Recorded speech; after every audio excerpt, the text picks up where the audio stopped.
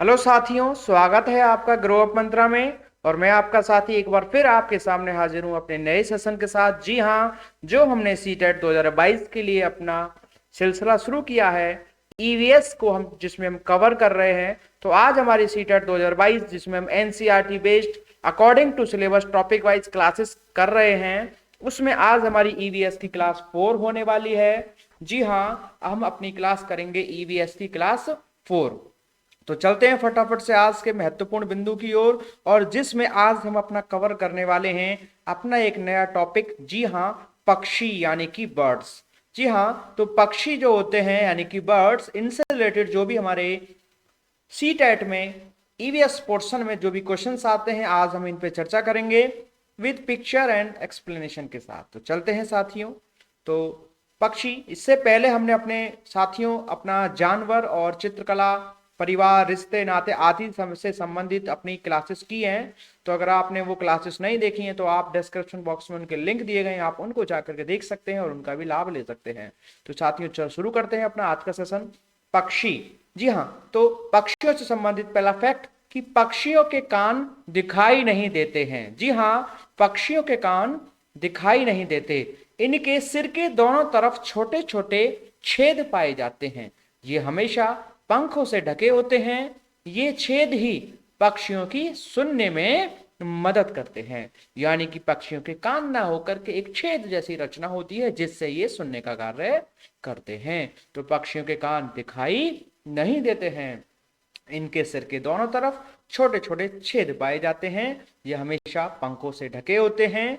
ये छेद ही पक्षियों की सुनने में मदद करते हैं। वहीं बात करें अगले बिंदु की, तो अधिकतर पक्षियों की आंखें उनके सिर के दोनों ओर पाई जाती हैं। यानी कि एक लेफ्ट साइड की तरफ होगी, एक राइट साइड की तरफ होगी। जैसे मनुष्य की सामने सीधे को फेसिंग करके आंखें होती हैं, इनकी आंखें लेफ्ट और राइट फेसिंग करके होती हैं।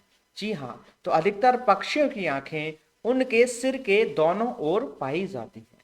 पक्षी एक ही समय में दो भिन्न भिन्न चीजों को देख सकते हैं। जी हाँ, जिस प्रकार से मानव के कानों की रचना है कि एक लेफ्ट साइड एक राइट साइड है, पक्षियों में उनकी इस प्रकार की स्थिति आंखों की होती है। इस प्रकार से वो दो एक समय में दो दिशाओं में या दो भिन्न भिन्न चीजों को देख सकते हैं। चलते हैं आगे। जब पक्षी बिल्कुल सामने देखते हैं, अब जब बात करें एक लेफ्ट में है आई, एक राइट में है हमारी आई, तो हम दोनों तरफ का देख पा रहे हैं। लेकिन जब पक्षी बिल्कुल सामने देखते हैं तब क्या होता होगा या कैसे देखते होंगे, तो तब इनकी दोनों आंखें एक ही चीज पर अटकी होती है। यानी कि जब दोनों आंखों को ये एक चीज पर फोकस कर लेते हैं, एक दिशा में फोकस कर लेते हैं, तो उस समय ये बिल्कुल सामने देख रहे होते हैं। वहीं पक्षियों की अगली विशेषता की बात करें तो कुछ पक्षियों की गर्दन बहुत ज्यादा हिलती है। अक्सर हमने आसपास देखा है कि जो पक्षी होते हैं उनकी गर्दन हमेशा वो झटकते रहते हैं, हिलाते रहते हैं। तो पल पल में, बहुत सेकंड्स में, बहुत सेकंड से भी कम समय में वो अपनी गर्दन को झटके से लेते रहते हैं, हिलाते रहते हैं। एकदम एकदम से राइट लेफ्ट में कर लिया, एकदम से राइट में कर लिया। इस तरीके से उनकी कुछ गर्दन मूवमेंट करती रहती है।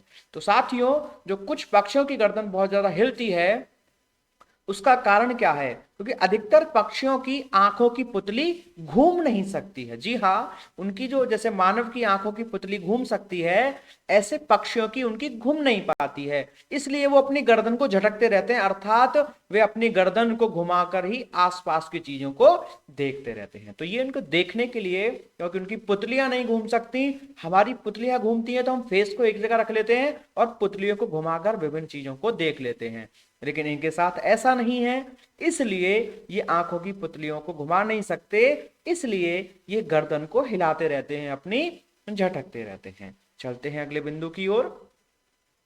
पक्षियों की जब दोनों आंखें एक ही चीज पर टिकी होती हैं तो उन्हें उस चीज की दूरी का तक भी पता चल जाता है। जी हाँ, जब दोनों आंखें एक जगह निश्चित करते हैं, ये फोकस करते हैं, तो उससे सामने वाली वस्तु देखते हैं। साथ ही साथ इनमें एक और क्वालिटी उसके कारण बनती है कि ये उनकी और अपने बीच की, और यानी कि दोनों के बीच, यानी उस वस्तु और अपने बीच की दूरी का भी उनको इसी से पता चल जाता है। और जब अलग अलग चीजों पर टिकी होती है तो उनको देखने का दायरा भी बढ़ जाता है।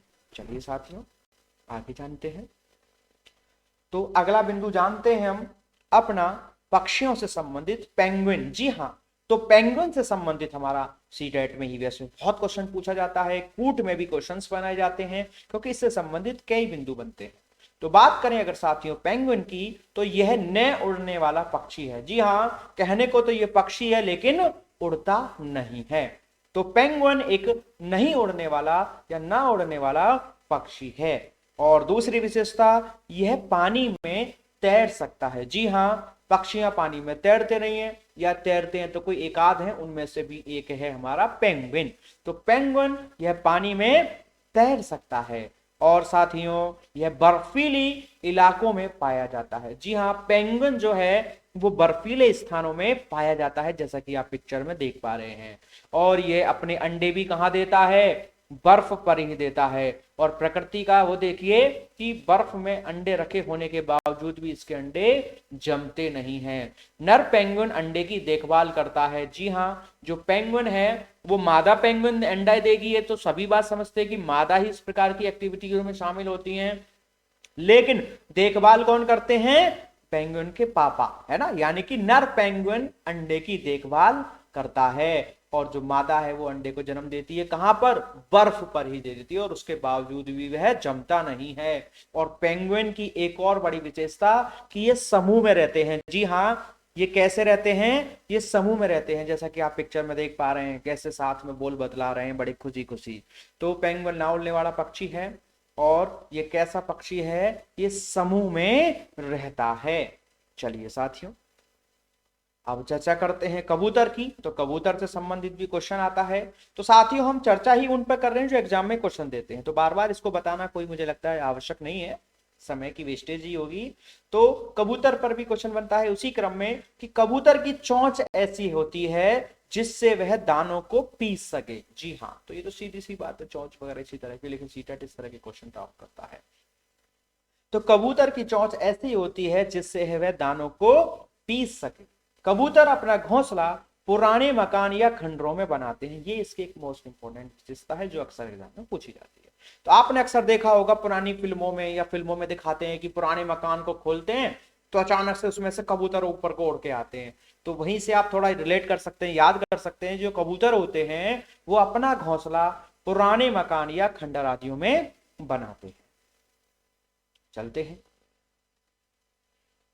आपके सामने है हॉर्नबिल, बड़ी सुंदर सी आकृति वाली, रचना वाली, सुंदर सी रूप वाली हॉर्नबिल। तो हॉर्नबिल की चोंच ऐसी होती है जिससे वह फल और कीड़े मकोड़े खा सके। और आप पिक्चर में इसको देख ही रहे हैं कैसे ही कीड़े मकोड़ों का भक्षण कर रही है। तो हॉर्नबिल की चोंच ऐसी होती है जिससे वह फल और कीड़े मकोड़ों को खा सके। बगुला, जी हाँ, अगला बिंदु है बगुला। तो बगुला की चोंच ऐसी होती है जिससे वह जमीन पर पड़े कीड़े मकोड़े फल आदि को खा सके। और ये मछली आदि आपके सामने खा ही रही है। तो बगुला की चोंच ऐसी होती है जिससे वह जमीन पर पड़े कीड़े मकोड़े फल आदि को खा सके। अगला है कोए, जी हाँ, क्रो जिसे बोल देते हैं आप कोए। तो कोए की चोंच ऐसी होती है जिससे वह सभी तरह के भोजन को खा सके। जी हाँ, यह आपके साधारण दाने वाली वस्तुएं और रोटी आदि चीजों को भी आसानी से खा लेता है हमारा कोया। तो कोए की चोंच ऐसी होती है जिससे वह सभी तरह के भोजन को खा सके। और एक और कोए की सबसे बड़ी विशेषता है, जो कोआ होता है वह अपने अंडों के साथ साथ कोयल के अंडों को भी सेता है। क्योंकि जो कोयल होती है, अगले बिंदु में हम उसकी चर्चा भी करेंगे लेकिन यहां भी कर लेते हैं, कोई बात नहीं है। जो कोयल होती है वो कभी घोंसला नहीं बनाती और क्या करती है, जब उसके अंडे देने का समय आता है तो वह चुपके से कोए के जो घोंसले होते हैं उसी में जाके अंडों वो दे देती है। लेकिन कोए को क्या पता कि ये मेरे अंडे हैं, किसके अंडे हैं, तो वो क्या करता है, जो कोया है वो अपने अंडों के साथ साथ कोयल के अंडों को भी सेता है। तो कोए की चोंच ऐसी होती है जिससे वे सभी तरह के भोजन को खा सके और कोआ अपने अंडों के साथ साथ कोयल के अंडों को भी सेता है, जैसा कि अभी हमने चर्चा की थी। तो कोआ की एक और विशेषता, कौआ अपना घोंसला बनाने के लिए, यानी कि जो कौआ अपना घोंसला बनाता है वो कैसे बनाता है, लोहे के तार, लकड़ी की शाखा आदि को उठा उठा के लाता है और उनसे अपना घोंसला बनाता है। कौआ एक ऐसा पक्षी है जो पेड़ की सबसे ऊंची डाल पर अपना घोंसला बनाता है। ये मोस्ट इंपोर्टेंट लाइन है। जो कौआ है वो ऐसा पक्षी है जो अपना घोंसला कहां बनाता है, पेड़ की सबसे ऊंची डाल पे जाके, जैसा कि आप पिक्चर में भी साथियों देख पा रहे हैं। तो ये इसकी विशेषता रही। बात करें कोयल की, तो कोयल की बात मैं अभी आपको बता ही चुका हूं, लेकिन एक बार फिर रिपीट कर देते हैं। तो कोयल की विशेषता है कि कोयल कभी भी अपना घोंसला नहीं बनाती। जी हाँ, कोयल कभी भी अपना घोंसला नहीं बनाती। वह अंडे देने के लिए क्या करती है, कोए के घोंसलों का ही प्रयोग करती है। और बेचारा कौआ अपने अंडों के साथ साथ कोयल के अंडों को भी सेता है। जब उसमें से बच्चे निकलते हैं, चूजे निकलते हैं, जब पता चलता है कि भाई ये तो कोयल के बच्चे हैं। कोयल से तेरी बोली, गाना है ना। चलिए आगे बढ़ते हैं। अगला बिंदु है जुलाही चिड़िया। जी हाँ, जिसे इंग्लिश में कहते हैं वीवर बर्ड। जी हाँ, क्योंकि ये जुलाही मतलब बुनने का काम करती है। जी हाँ, इसलिए इसको वीवर बर्ड भी कहा है, बुनाई करने का काम करती है। इसका जो घोंसला है वो बड़ा ही सुव्यवस्थित और एक बड़ी ही सुंदर और एक आकर्षक सी आकृति वाला होता है। जी हाँ, जुलाही चिड़िया का जो घोंसला है वो लालटेन की तरह होता है, जैसा कि आप पिक्चर में मेरे साथियों देख पा रहे होंगे, जो कि टहनियों से लटका हुआ होता है। ऐसा लगता है जैसे कोई लालटेन लटकी हुई हो इस पेड़ पे। तो इसलिए बड़े ही सुंदर तरीके से इसको वो वीविंग करने का काम करती है, बुनने का काम करती है। इसलिए इस चिड़िया का नाम जुलाही चिड़िया पड़ गया है या रखा गया है, या इसी आधार पर कहीं ना कहीं इसके नाम की उत्पत्ति हुई होगी। तो जुलाही चिड़िया का घोंसला लालटेन की तरह होता है, जो टहनियों से लटका हुआ होता है। और जो ये घोंसला होता है वो नर पक्षी बनाता है। जो जुलाही चिड़िया होती है उसका जो नर पक्षी है या नर जुलाही चिड़िया जो है वो इस घोंसले को बनाने का काम करती है। और जैसा कि आप देख रहे हैं कितनी सुंदर आकृति है इसकी। अगला है मैना। जी हाँ, मैना। तो मैना इसके नाम में छुपा हुआ है। इसकी एक विशेषता है कि मैना एक झटके में अपनी गर्दन आगे पीछे कर लेती है, अर्थात एक झटके में इसके एकदम से अपनी गर्दन को मोड़ लेती है। साथियों याद करने के लिए कह सकते हो, जब आपको कोई किसी काम के लिए कहता है तो आप क्या करते हो, मैना मतलब काम को मना कर देते हो, झटके से एक झटके में गर्दन लगा देते हो, मैं नहीं करूंगा या मैं नहीं करूंगी। तो मैना यानी कि एक झटके में अपनी गर्दन आगे पीछे कर लेती है, ये एक मैना की विशेषता है। तो मैना एक झटके में अपनी गर्दन आगे पीछे कर लेती है। चलते हैं अगले बिंदु की ओर। उल्लू। जी हाँ, ऊ से उल्लू आपने अक्सर बचपन से ही छोटी क्लासेस में सुना पड़ा था, ऊ से उल्लू आ से आम, उन्हीं में से उल्लू। तो उल्लू अपनी गर्दन को पीछे तक घुमा लेता है। जी हाँ, उल्लू अपनी गर्दन 180 डिग्री घुमा लेता है। साथियों अगर आप अपनी गर्दन को पीछे घुमाने की कोशिश करो तो मैक्सिमम 90 डिग्री भी हम ठीक से नहीं घुमा पाते हैं, या मैक्सिमम 90 तक घुमा सकते हैं लेफ्ट या राइट। लेकिन उल्लू एक ऐसा पक्षी है जो अपनी गर्दन को बिल्कुल अपोजिट यानी कि 180 डिग्री तक घुमा सकता है। तो उल्लू अपनी गर्दन को पीछे तक घुमा लेता है, यानी कि 180 डिग्री तक घुमा लेता है। ये आपके सामने दिख ही रहा है, कितने गुस्से में देख रहा है भैया हमारा। तो उल्लू जो कि रात्रिचर है, जिसको रात में दिखाई देता है। और इसकी एक और विशेषता है, हमने पहले चर्चा की थी कि उल्लू यानी कि जो रात्रिचर जानवर होते हैं जिनको रात में ही दिखाई देता है, लेकिन रात में इनको दिखता तो है लेकिन इनको कितने कलर दिखते हैं, सिर्फ 2 ही कलर दिखते हैं, ब्लैक एंड व्हाइट। तो उल्लू हमारा उन्हीं में से एक है। चलते हैं अगले बिंदु की ओर। कलचिड़ी। जी हाँ, कलचिड़ी जिसे कहते हैं इंडियन रोबिन। Very good. कलचिड़ी इंडियन रोबिन बड़ी सुंदर सी चिड़िया आपके सामने है। तो कलचिड़ी अपना घोंसला किससे बनाती है, घास से बनाती है। जी हाँ, कलचिड़ी अपना घोंसला घास से बनाती है। घोंसले के ऊपर पौधे की नाजुक टहनियां, जड़ें, ऊन, बाल, रुई आदि आदि वो ढूंढ ढूंढ के लाती है, उनको बिछाती है और क्या करती है, अपना घोंसला बनाती है। तो कलचिड़ी यानी कि इंडियन रोबिन, कलचिड़ी अपना घोंसला घास से बनाती है और उसके ऊपर क्या करती है, नाजुक टहनी, जड़ें, ऊन, बाल, रुई आदि उनको बिछा करके बड़ा सॉफ्ट सॉफ्ट अपना बिस्तर तैयार करती है। चलते हैं आगे। कलचड़ी का बच्चा घोंसले में अपनी चोंच फाड़ कर बैठा होता है। जी हाँ, कलचड़ी की एक और विशेषता है कि वे अपने उसके जो बच्चे होते हैं वो घोंसले में बैठ जाते हैं आराम से और अपना मुंह को खोल करके बैठ जाते हैं, जो कि अंदर से कैसी होती है, लाल होती है। जैसे कि आप पिक्चर में देख पा रहे हैं कैसे इसके चूजे, इसके बच्चे मुंह खोलकर बैठे हुए हैं, लाल लाल चोंच वाले। कलचड़ी क्या करती है, फिर अपने बच्चों के खुले मुंह में बाहर से छोटे छोटे कीड़े मकोड़े लाती है और उनके मुंह में आकर के डाल देती है। तो कलचड़ी अपने बच्चों के लिए भोजन अपने घोंसले में लेके आती है, उसके बच्चे मुंह खोल करके बैठ जाते हैं अपनी लाल लाल चोंच के साथ, और कलचड़ी अपने बच्चों के लिए भोजन लाती है, यानी कि छोटे छोटे कीड़े मकोड़े लाती है और उनके मुख में डाल देती है। अगला है फाख्ता। जी हाँ, फाख्ता एक पक्षी है। तो फाख्ता एक ऐसा पक्षी है जो कैक्टस के कांटों या के बीच या मेहंदी की मेड़ में अपना घोंसला बनाता है। यानी कि फाख्ता एक ऐसा पक्षी है जो अपना घोंसला ऐसे स्थानों पर बनाता है जो कि कैसा हो, कांटेदार हो या कंटीला हो। जैसे कैक्टस में कांटे होते हैं, मेहंदी के पेड़ में आदि में कांटे होते हैं, या ऐसे स्थानों पर बनाता है जहां कांटे हो। हालांकि इसके पीछे साथियों एक कारण है, क्योंकि ये अपने अंडों को बचाने के लिए दुश्मनों से ऐसी स्थिति का चुनाव करता है ताकि उसके अंडों को कोई तोड़ ना सके, खा ना सके। तो फाख्ता एक ऐसा पक्षी है जो कैक्टस के कांटों के बीच या मेहंदी की मेड़ में अपना घोंसला बनाता है। साथ ही इसी क्रम में अगला है गौरैया। जी हाँ, गौरैया। तो गौरैया यह आमतौर पर घर में या घर के आसपास ही रहती है। छोटी सी चिड़िया होती है, जैसा कि आप पिक्चर में, लेफ्ट वाली पिक्चर में देख पा रहे हैं, छोटी सी चिड़िया होती है, हमारे घरों के आसपास बहुत ज्यादा देखने को आसानी से मिल जाती है।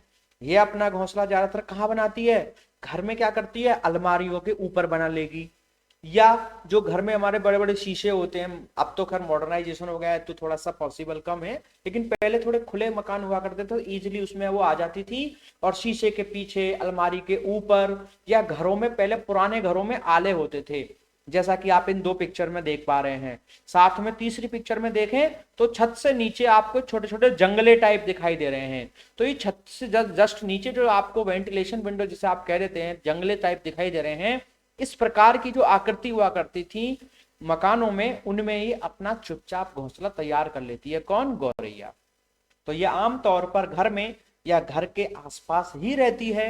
वह अपना घोंसला ज्यादातर अलमारी के ऊपर, आईने के पीछे या घरों के आले आदि में बनाती है। कौन, हमारी गौरैया। बड़ी छोटी सी प्यारी सी एक चिड़िया है।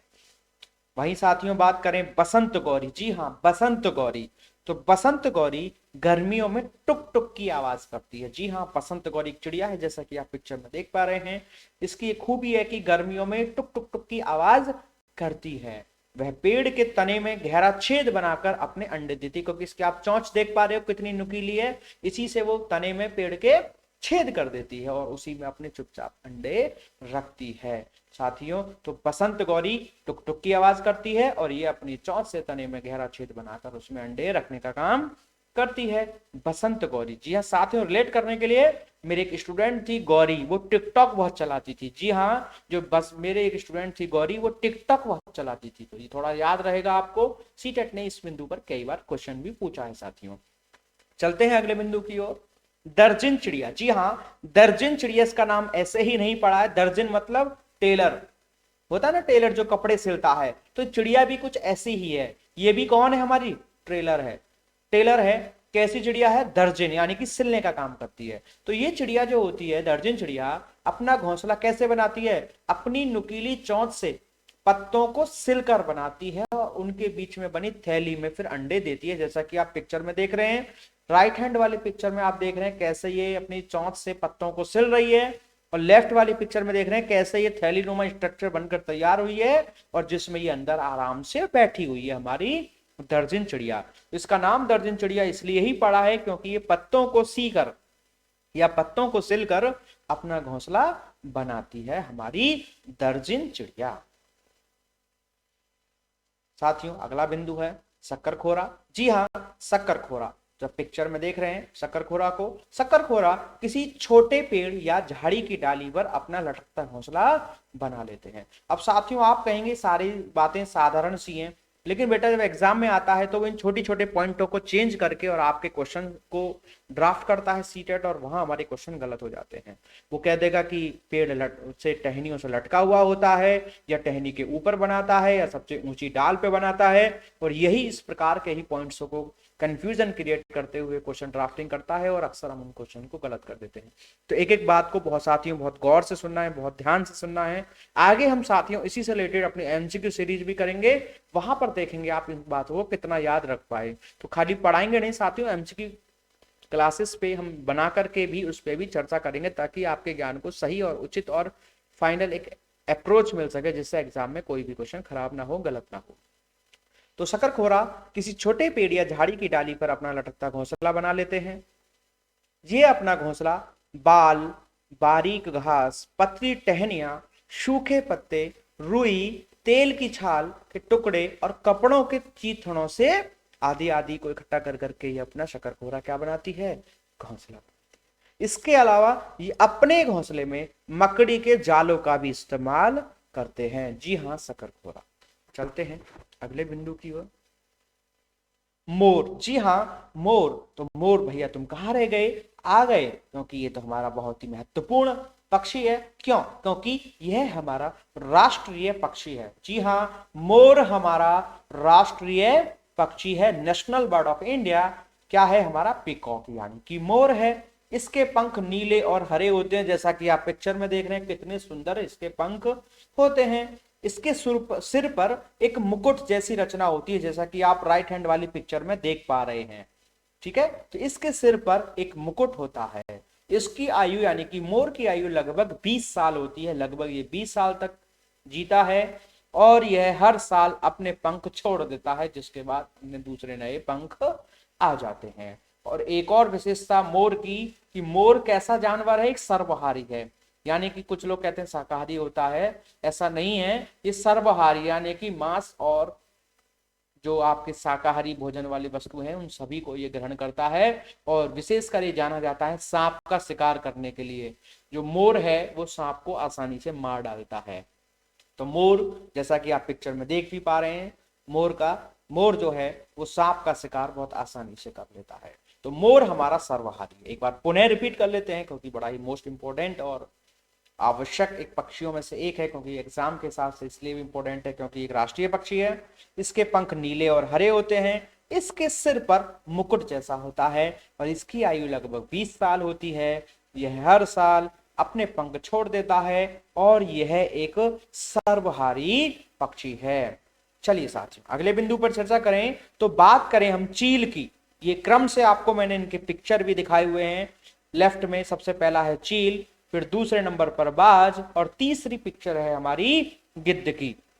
जी हां, तो चील, बाज और गिद्ध ऐसे पक्षी हैं जिन्हें हमसे 4 गुना ज्यादा दूर से दिखाई देता है। जी हां, मानव के हिसाब से, मानव की जो विजन कैपेसिटी है उससे 4 गुना या मल्टीपल 4 टाइम्स इनकी ज्यादा क्षमता होती है। जी हां, चील, बाज, गिद्ध ऐसे पक्षी हैं जिन्हें हमसे 4 गुना ज्यादा दूर से दिखाई देता है। जो चीज हम 2 मीटर की दूरी से देखते हैं वह चीज ये पक्षी 8 मीटर की दूरी से भी देख सकते हैं। जी हां, जिस वस्तु को हम 2 मीटर की दूरी से देख पाते हैं क्लियर, उसी वस्तु को ये 8 मीटर की अगर दूरी पर भी हो तो आसानी से देख लेते हैं। कौन? हमारे चील, बाज तथा गिद्ध। अगला बिंदु, सभी पक्षियों के पंख अलग अलग रंग व डिजाइन के होते हैं। जी हाँ, देखिए आपके सामने पिक्चर्स में कितने सुंदर सुंदर इनके अद्भुत रंग वाले, अद्भुत पैटर्न वाले इनके पंख और रचनाएं हैं। ठीक है, रंग भी अलग अलग है और डिजाइन भी अलग अलग है। तो सभी पक्षियों के पंख अलग अलग रंग व डिजाइन के पाए जाते हैं। पक्षी अपने पंखों की मदद से क्या करते हैं? उड़ते हैं। जी हाँ, पक्षियों को उड़ने में कौन मदद करते हैं? तो उसके पंख मदद करते हैं। और पंखों से इसकी क्या मदद मिलती है इनको? एक तो पंख कलरफुल होते हैं जिससे आकर्षण करते हैं, अच्छे लगते हैं, सुंदर लगते हैं। दूसरा, इन पंखों की वजह से ये उड़ते हैं। तीसरी विशेषता कि पंखों की वजह से ही इनका शरीर गर्म रहता है। जी हाँ, जो पंख होते हैं वो इन पक्षियों को गर्मी देने में मदद करते हैं या शरीर को गर्म बनाए रखने में मदद करते हैं। जब उनके पंख पुराने हो जाते हैं तो वे झड़ जाते हैं और फिर नए पंख आते हैं। जी हाँ, तो जब उनके पंख पुराने हो जाते हैं तो झड़ जाते हैं और फिर नए पंख आते हैं, तो पंखों की वजह से उड़ते हैं और उनका शरीर गर्म रहता है।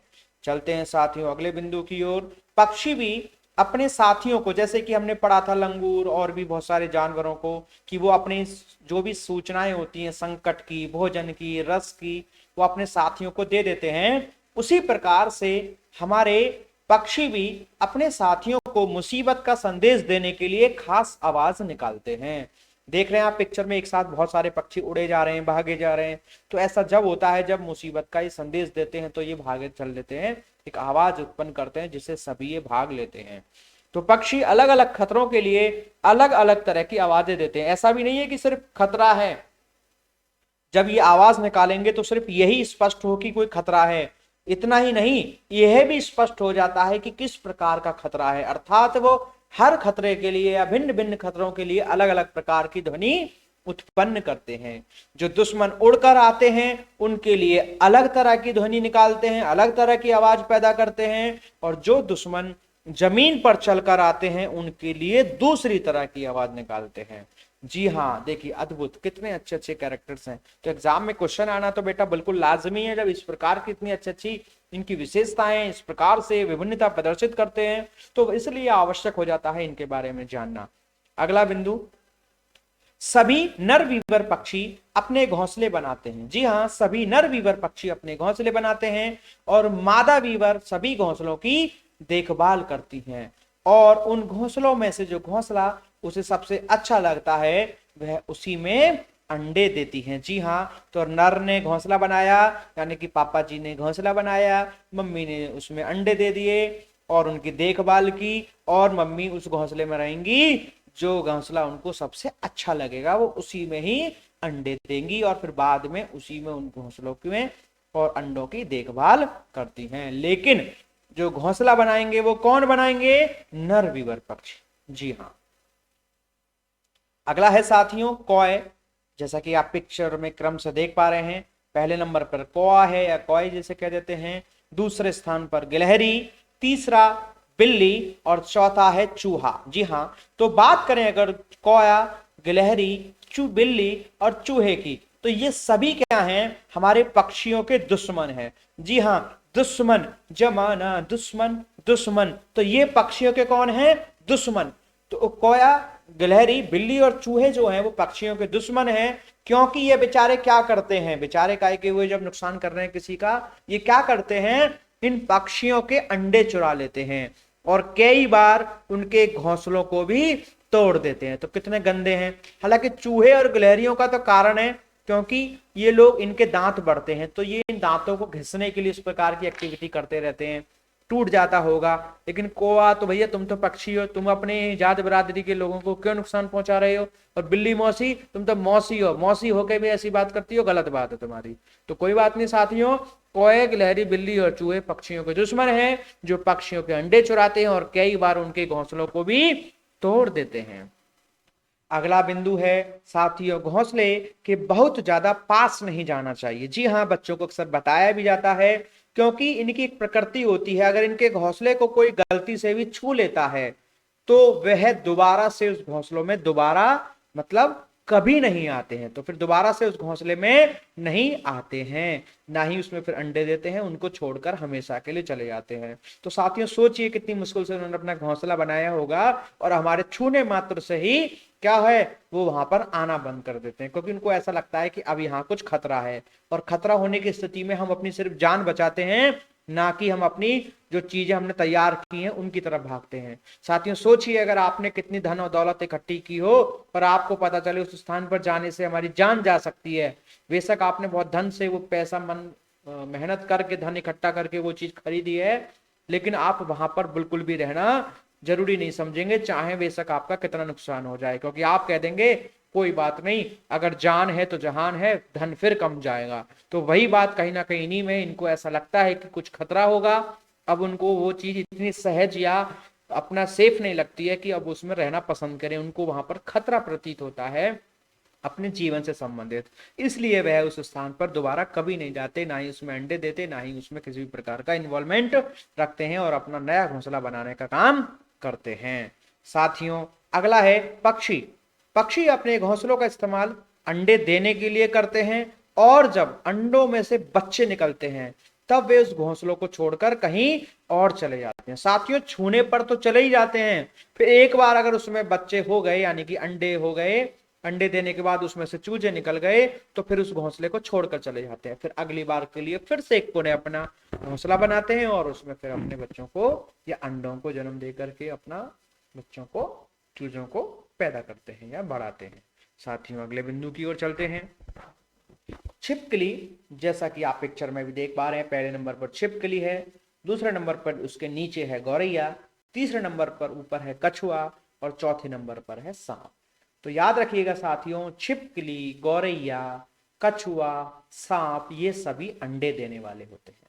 जी हाँ, आप साथियों सोच रहे होंगे ये बड़ी सीधी सी सिंपल सी बात है सर, क्यों बता रहे हैं, लेकिन आप सीटेट के क्वेश्चंस को, प्रीवियस ईयर के जो भी क्वेश्चन पेपर्स हैं आप उनको उठा के देखें, उसमें ईवीएस के क्वेश्चंस पर अगर चर्चा करें तो इस प्रकार के बिंदु उसमें शामिल होते हैं जिसमें से इस प्रकार के क्वेश्चंस भी पूछे जाते हैं। तो आपको इसी लिहाज से, इसी दृष्टि से इन सब चीजों से अवगत कराना हमारा कर्तव्य है, दायित्व है, ताकि आपका एग्जाम में एक भी क्वेश्चन ना छूटे, आप सटीक 100% एक्यूरेसी के साथ अपने उत्तर का, क्वेश्चंस के उत्तर को दे पाए। तो छिपकली, गौरैया, कछुआ एवं सांप ये सभी अंडे देते हैं। और चलते हैं अगले बिंदु की ओर। साथियों अगर यदि हम मछली को पहले से ही उबले हुए लेकिन कमरे के तापमान पर ठंडे किए गए पानी में रखते हैं तो मछली मर जाती है। कहने का मतलब है आपने पानी को गर्म किया पहले, जैसा कि आप पिक्चर में देख रहे हैं, फिर उसको ठंडा कर लिया नॉर्मल, ऐसा नहीं गर्म पानी में डाल दिया आपने, फिर ठंडा कर लिया और फिर आप उनको उसमें अगर मछलियों को डालते हैं, जैसे एक्वेरियम वगैरह है, अगर आपने उसमें पानी को गर्म करके फिर ठंडा करके डाल दिया तो जो मछलियां हैं वो क्या होंगी, मर जाएंगी। क्यों? क्योंकि मछली घर का पानी कैसा हो जाएगा, खनिज रहित हो जाता है। तो पानी को उबालने पर उसके जो भी खनिज तत्व होते हैं, जो भी मिनरल्स होते हैं, वो क्या हो जाते हैं, खत्म हो जाते हैं, जिसके कारण मछलियां उस पानी में सरवाइव नहीं कर जाती हैं और बेचारी मर जाती हैं। तो साथियों ध्यान रखना, कभी भी एक्वेरियम वगैरह में, इस प्रकार की चीजों में, या जहां पर भी मछलियां आपने पाली हुई हैं, रखी हुई हैं, वहां पर कभी भी गर्म पानी को उस स्थान पर ना डाला जाए, क्योंकि उसके खनिज लवण क्या है, वो मर जाते हैं, नष्ट हो जाते हैं, या वो पानी खनिज रहित हो जाता है, जिसके कारण मछलियां मर जाती है। साथियों अगले बिंदु की ओर, और ये हमारी आज की जो पक्षियों से संबंधित क्लास थी उसका अंतिम बिंदु है, चलते हैं उसकी ओर। तो बात करें अगर वृद्धि और प्रजनन, जी हाँ, वृद्धि और प्रजनन की बात करें तो वृद्धि यानी कि ग्रोथ जिसे कहते हैं और प्रजनन मतलब रिप्रोडक्शन। तो जो ग्रोथ और रिप्रोडक्शन है वो एक ऐसा युग्म है या ऐसी एक प्रोसेस है जो पेड़ पौधे और जीव जंतुओं दोनों में पाया जाता है। जी हाँ, जिन भी चीजों में जीवन है, जी हाँ, जिन भी इस प्रकृति में वस्तु आदि कोई भी चीज है मतलब जिसमें जीवन है, उनमें वृद्धि और प्रजनन एक ऐसा आवश्यक कैरेक्टर है जो पाया जाता ही है। सबकी प्रोसेस और जो तरीके हैं वो अलग अलग हो सकते हैं लेकिन होता सभी में है। जैसे प्लांट्स में आप पिक्चर में देख रहे हैं कैसे एक बीज में से छोटा सा अंकुरण होता है, धीरे धीरे वो बढ़ता है और एक पौधा बनता है, और पौधे के बाद वो धीरे धीरे एक विशाल पेड़ का रूप लेता है। तो ये क्या है, वृद्धि और प्रजनन ही है।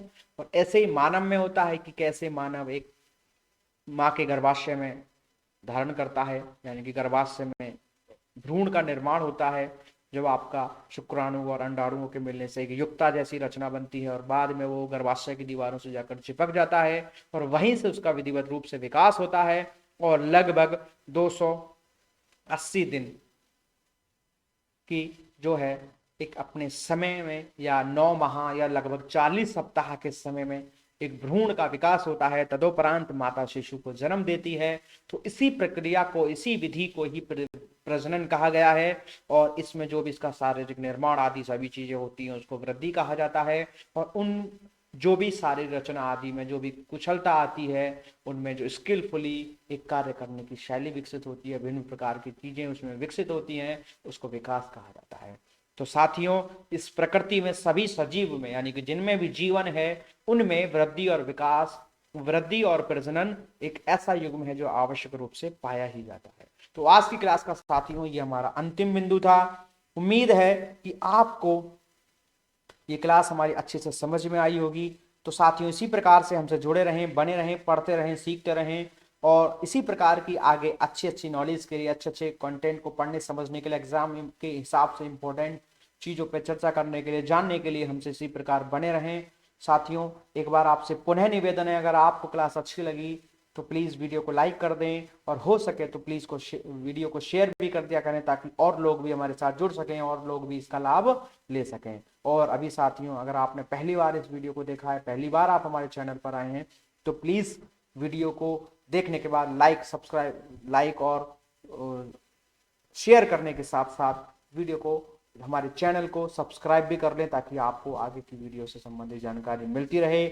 और साथियों सभी से अनुरोध है कि प्लीज़ अपने कमेंट्स जरूर किया करें, जो अच्छे हों बुरे हों, जो भी आपके कमेंट्स हैं प्लीज़ हमें अपने सुझाव जरूर दें ताकि हम अपने आगे की चीज़ों में अन्य सुधार कर सकें और आपके लिए आपके मन चाही चीज़ों को लेकर आ सकें। साथियों इसी के साथ मैं विदा लेता हूँ, आपसे मिलता हूँ आपसे अगली क्लास में। तब तक के लिए बने रहें, पढ़ते रहें, सीखते रहें। Okay, thank you.